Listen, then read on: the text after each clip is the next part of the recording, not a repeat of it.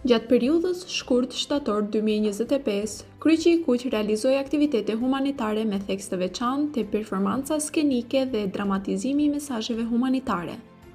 Nën udhëheqjen e diseminatores Albina Hasani, 41 vullnetar u përfshin në shfaqje artistike dhe skenike që përcollën mesazhe të forta solidariteti, barazie dhe ndihme për njëri tjetrin.